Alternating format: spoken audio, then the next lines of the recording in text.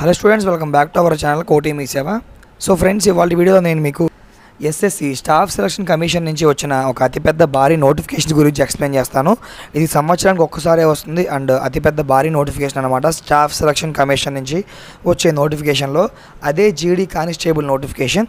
So దీనికి సంబంధించిన complete details అయితే ఈ వీడియోలో చూద్దాం.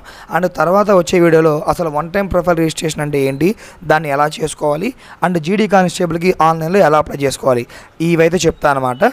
సో ఇక్కడ మీకు date of submit online application చూస్తే మనకి 5/9/2024 నుంచి 14/10/2024 వరకు టైం ఇచ్చారనమాట. అంటే సెప్టెంబర్ 5వ తేదీ నుంచే మనకు నోటిఫికేషన్ స్టార్ట్ అయిపోయింది అండ్ అక్టోబర్ 14వ తేదీ వరకు ఆన్లైన్ అప్లై చేసుకోవడానికి టైం వీలు ఇవ్వడం అయితే జరిగింది. So last date of application మనకి 14th వరకు ఇచ్చారనమాట. అండ్ ఆన్లైన్లో అప్లికేషన్ మనం సబ్మిట్ చేసి కొన్ని రీజన్స్ వల్ల పేమెంట్ చేయలేకపోతే 15వ తేదీలోపు పేమెంట్ చేసే అవకాశాన్ని వీళ్ళు మనకి కల్పించడమే జరిగిందనమాట. సో టైం ఇంకా చాలా ఉంది కదా అని చెప్పేసి నెగ్లెక్ట్ చేయకండి. ఎస్ఎస్సి అనేది ఒక పెద్ద వెబ్సైట్, అంటే ఆల్ ఓవర్ స్టేట్స్ అందరు కలిపి ఒకటే వెబ్సైట్. సో కాబట్టి ఎక్కువ మంది వాడుతూ ఉంటారు కాబట్టి సైట్ సరిగ్గా వర్క్ అవ్వదు. వీలైనంత త్వరగానే అప్లై అయితే చేసుకోండి. మీరు ఒకవేళ మీరు అప్లికేషన్ పెట్టుకునే ప్రాసెస్లో ఏమైనా తప్పులు కనుక పెట్టుకున్నట్లయితే కనుక మీరు నవంబర్ 5, 2024 నుంచి నవంబర్ 5, 2024 నుంచి నవంబర్ 7వ తేదీ వరకు వీళ్ళు కరప్షన్ కోసం అని చెప్పి విండో ఓపెన్ చేస్తారు. మీరు అక్కడ నుంచి కరప్షన్స్ కూడా చేసుకోవచ్చు అనమాట. కంప్యూటర్ బేస్డ్ ఎగ్జామినేషన్ ఉంటుంది అండ్ అదేవిధంగా ఈవెంట్స్ కూడా ఉంటాయి దీనికి. ఈ కంప్యూటర్ బేస్డ్ ఎగ్జామ్ అనేది మనకి జనవరి లేదా ఫిబ్రవరి 2025 నాటికి అయితే జరుగుతుందన్నమాట. ఇది ఆన్లైన్ బేస్డ్ ఎగ్జామినేషనే. మరి జీతం విషయాన్ని కనుక వచ్చినట్లయితే మనకి పే లెవెల్ 1 దగ్గర నుంచి 18,000 దగ్గర నుంచి 56,900 వరకు ఉంటుందన్నమాట. ఇది పే లెవెల్ 1 మాత్రమే. కొన్ని పోస్టులకు అయితే స్టార్టింగ్ మనకి పే 3 ఇస్తారండి. అది 21,700 దగ్గర నుంచి 69,100 వరకు అయితే ఉంటుందన్నమాట. మొత్తం ఇందులో మనకి BSF, CISF, CRPF, SSB, ITBP, AR, SSF, NCB అనే పోస్టులకి మీరు ఎలిజిబుల్ అయితే అవుతారండి. అదేవిధంగా బీఎస్ఎఫ్కి కనుక total males and females caste wise అన్నీ చూసుకుంటే 15,654 పోస్టులు అయితే ఉన్నాయి. అదేవిధంగా సిఐఎస్ఎఫ్కి అయితే 7,145 ఉన్నాయి. సిఆర్పిఎఫ్ వాళ్ళకి 11,554 పోస్టులు ఉన్నాయి. ఎస్ఎస్బికి అయితే 819 పోస్టులు ఉన్నాయి. ఐటీబీపీకి 3,017 పోస్టులు ఉన్నాయి. ఏఆర్కి 1,248 పోస్టులు ఉన్నాయి. ఎస్ఎస్ఎఫ్కి 35 పోస్టులు, ఎన్సిబికి 22 పోస్టులు కలుపుకొని ఓవరాల్గా అన్నీ కలిపి 39,481 పోస్టులు అయితే ఇవ్వడం అయితే జరిగిందనమాట.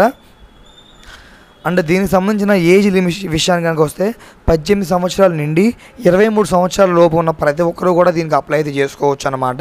అండ్ ఏజ్ రిలాక్సేషన్ కూడా వస్తుంది. సో ముఖ్యంగా మనం వాళ్ళు అప్లై చేసే వాళ్ళ యొక్క డేట్ ఆఫ్ బర్త్ అనేది 2/1/2002 దగ్గర నుంచి 1/1/2007 మధ్యలో మాత్రమే ఉండాలి. వాళ్ళు మాత్రమే దీనికి అప్లై చేసుకోవడానికి ఎలిజిబుల్ అనమాట. అండ్ ఎస్సీ ఎస్టీ వాళ్ళకైతే upper age limit 23 plus 5 years age relaxation ఉంటుంది. సో అంటే 28 సంవత్సరాలు ఉన్న వాళ్ళు కూడా ఎస్సీ ఎస్టీ వాళ్ళు అప్లై చేసుకోవచ్చు. -3 అంటే బీసీ వాళ్ళకి ఇచ్చింది +3 మాత్రమే కాబట్టి 23 + 3 అనమాట. 26 years వాళ్ళకైతే వాళ్ళైతే అప్లై అయితే చేసుకోవచ్చు ఆన్లైన్లో.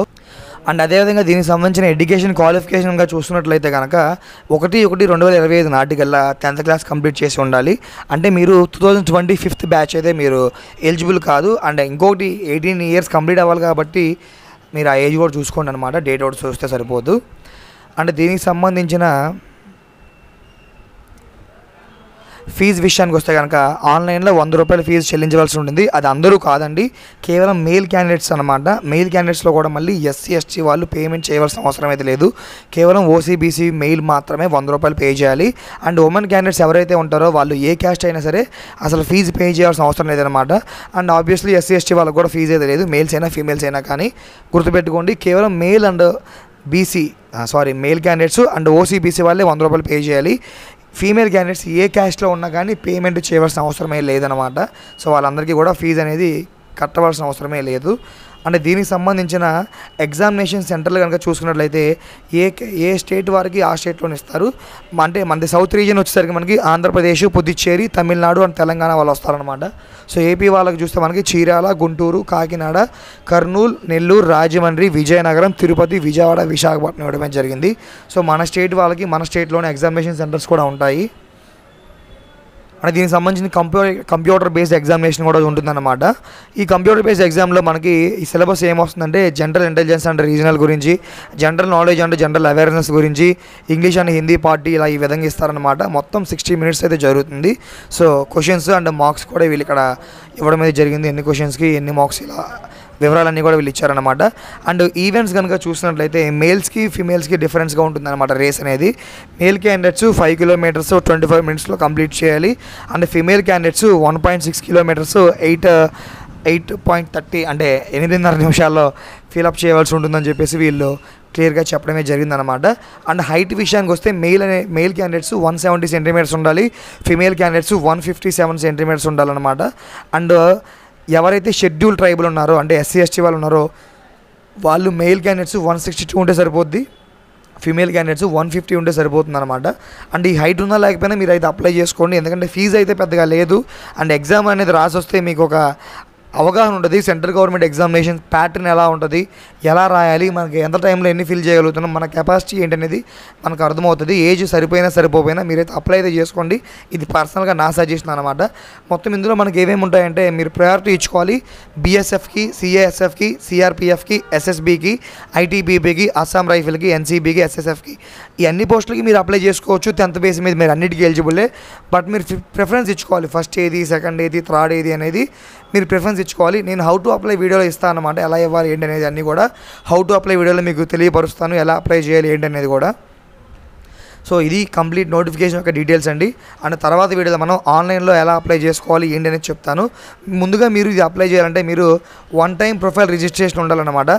SSC స్టాఫ్ సెలక్షన్ కమిషన్లో మీరు అది చేసుకోవాల్సి ఉంటుంది. అది చేసుకుంటేనే మీరు ఎలిజిబుల్ అనమాట. అది ఆన్లైన్లో ఎలా అప్లై చేసుకోవాలో చూపిస్తాను ఇందులో అనమాట. సో ఫస్ట్ మీరు రిజిస్టర్ చేసుకోవాలి. ఆ రిజిస్టర్ ఎలా చేసుకోవాలి అండ్ రిజిస్టర్ అయిన తర్వాత ఆన్లైన్ ఎలా అప్లై చేయాలి కంప్లీట్ వీడియోస్ మన ఛానల్ నుంచి వస్తాయి. మిస్ అవ్వకుండా ఉండాలి అంటే వెంటనే మన ఈ కోటి మీ సేవ యూట్యూబ్ ఛానల్ సబ్స్క్రైబ్ చేసుకోండి. పక్కన ఉన్న బెల్ మీద క్లిక్ చేసి ఆల్ అనే ఆప్షన్ కూడా సెలెక్ట్ చేసుకోండి.